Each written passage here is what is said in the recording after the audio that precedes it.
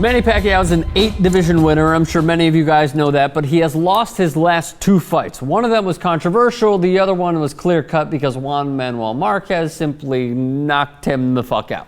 So we bring in Robert Exel, the editor-in-chief of Boxing.com. Robert, thank you so much for joining us. Manny Pacquiao is fighting a good fighter, a power puncher, a come-forward fighter on November 24th in China, November 23rd for us in the States.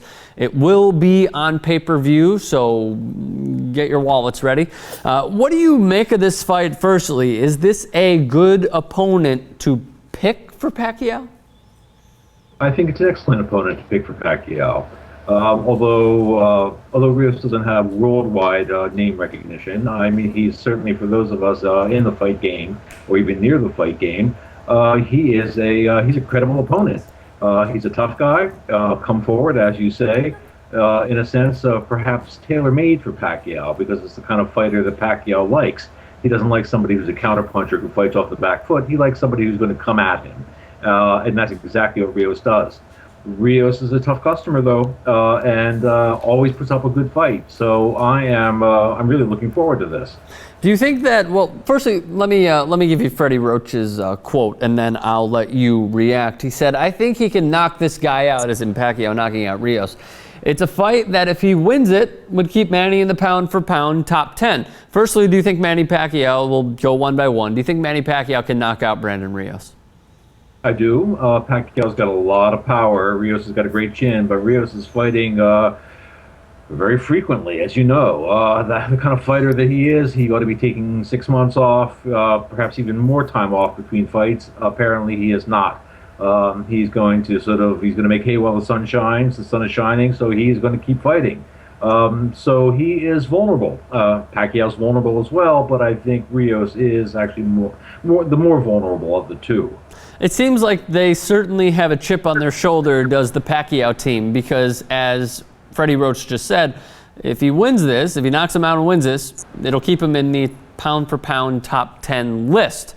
Isn't his name already in there? I mean, isn't that somewhat of an irrelevant point, because we'll always have Manny Pacquiao at least in the top 10?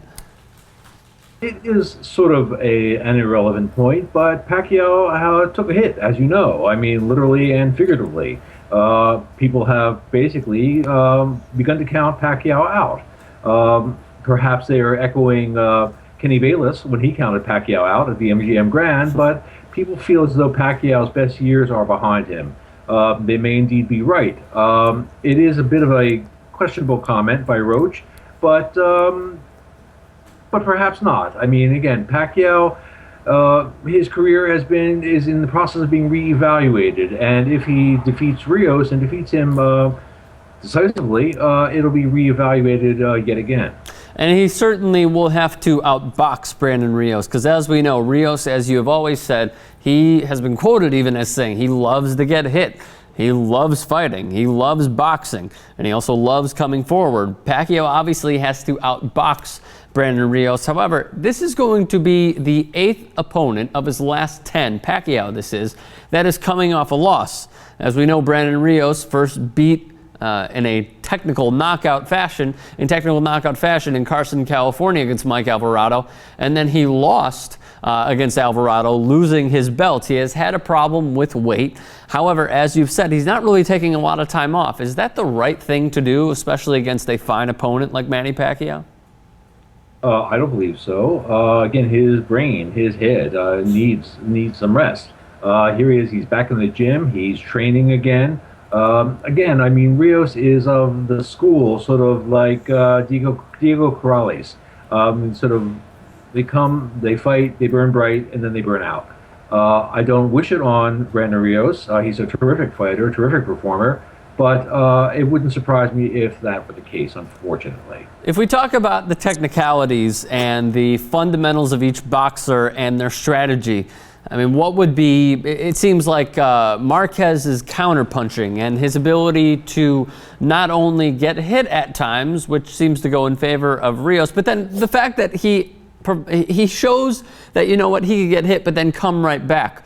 Does Rios have those intangibles? Granted, I'm not comparing him to Marquez per se, but does he have those intangibles where he could get hit from a Pacquiao left hand, a right left hand, a few Pacquiao, as we know, loves to play the angles, and then come right back and demolish Pacquiao's body? I mean, what would be the blueprint for Brandon Rios winning this fight, Robert?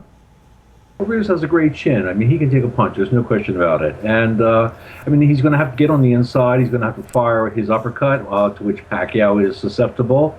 But he's going to have to bring the fight to Pacquiao, which, of course, is what Pacquiao likes.